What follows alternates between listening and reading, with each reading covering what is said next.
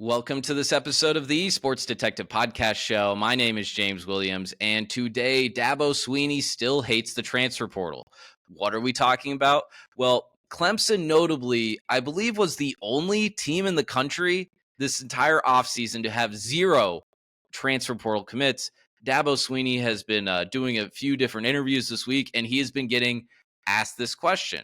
And Dabo, while doing a Sirius XM interview, gave a very interesting answer why he is so reluctant and, doesn't have the desire to build part of his team from the transfer portal. And he gave a very interesting quote. I'll go ahead and show you guys this tweet from On3. This is a quote from his Sirius XM interview. Dabo Swinney believes most of the players in the transfer portal aren't good enough for Clemson. I mean, it's really pretty simple. Most of the guys in the portal aren't good enough to play for us. That's just the reality of it. Guys, Dabo, what are you doing, man? What are you doing? So, if you guys have been following Clemson, if you've been watching Clemson the last few years since Trevor Lawrence left, notably on the offensive side of the ball, Clemson has been lacking elite NFL talent or just NFL talent in general at the wide receiver position.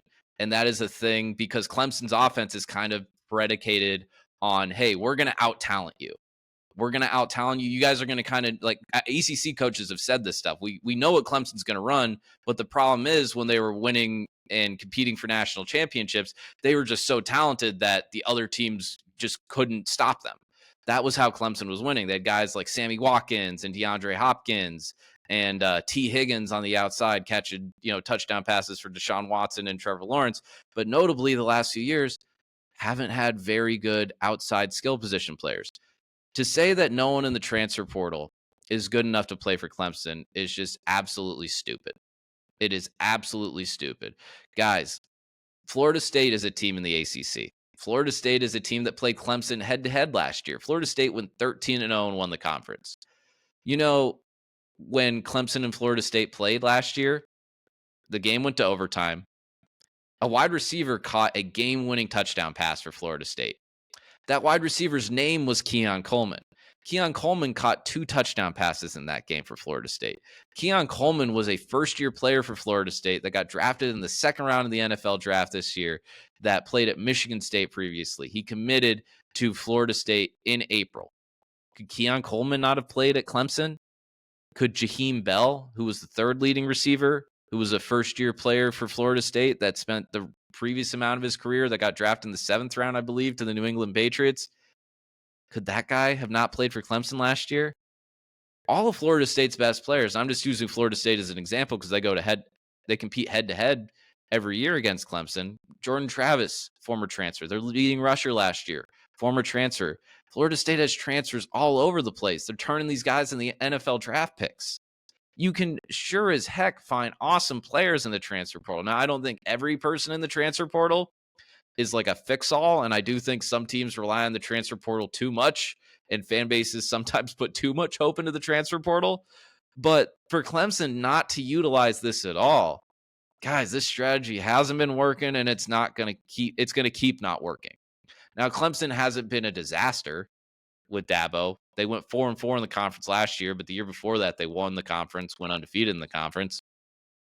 So it's not that Clemson is at this complete disaster of a team right now, but this is a question I have, and maybe the answer is he will never, but what will it take for Dabo to change?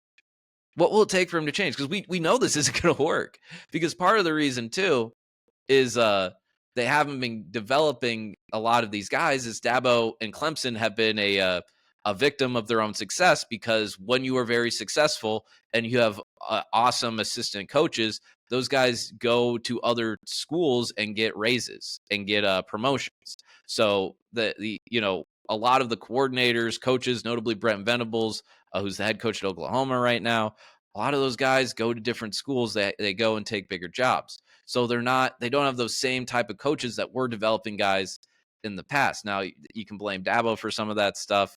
I don't know if that's all on Dabo. It is very hard to compete for national championships for, a decade plus. It is very rare for teams and coaches specifically to do that. Coaches typically don't have that kind of shelf life for competing for national championships. But Dabo has an opportunity here to use the transfer portal. You can get talent in the transfer portal. He just told you about Florida State. What's it going to take for this dude to change? Is it going to take getting to the playoffs this year, going like 10-2? Their offense is still kind of meh.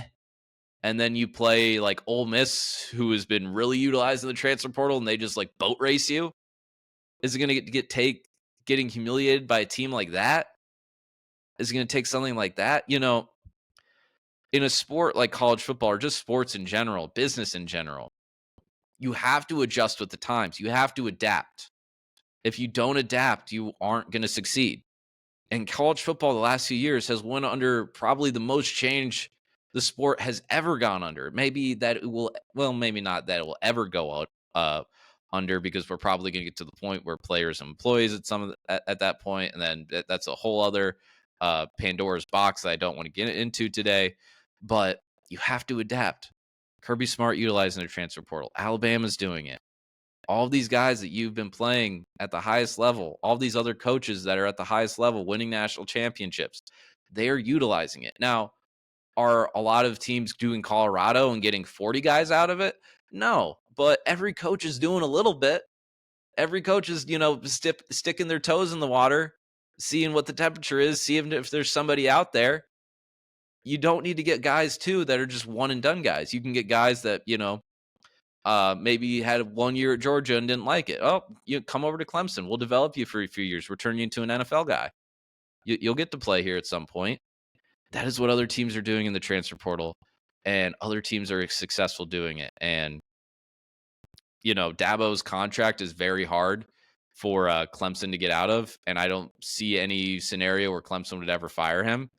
But I think the way this is trending for Clemson and Dabo and the rest of his tenure there is that it doesn't look like Dabo is going to be riding off into the sunset or anything like that. This might be kind of a rocky, second half of his tenure at Clemson, or last quarter of his tenure at Clemson, because you got to utilize it, man. That is the world of college football. Again, I'll say it again. You don't need to get 40 guys out of the portal. You don't need to get 15 guys out of the portal every year, but it is a tool that you can utilize. It is a way that you can build your team. It's a way you can plug holes. It's a way that you can build depth. And if I think if Clemson's not going to do it, if they're not going to get around and do it at some point, they're going to keep being this team that can still win games in the ACC, sure, but they're not going to be a serious national title contender. So there you have it, guys. That's going to do it for this video here today. If you got this far in the video, thank you guys so much for watching. Please hit that subscribe button, hit that like button. Doing both those things really helps us out in the algorithm. It helps small channels like this grow. If you leave me your comments on what you think about Dabo and the transfer portal, how he has been utilizing it or not utilizing it, and maybe explore the Sports Detective podcast channel page. Maybe you'll find some other videos that you like. Thank you very much for watching. I'll talk to you next time.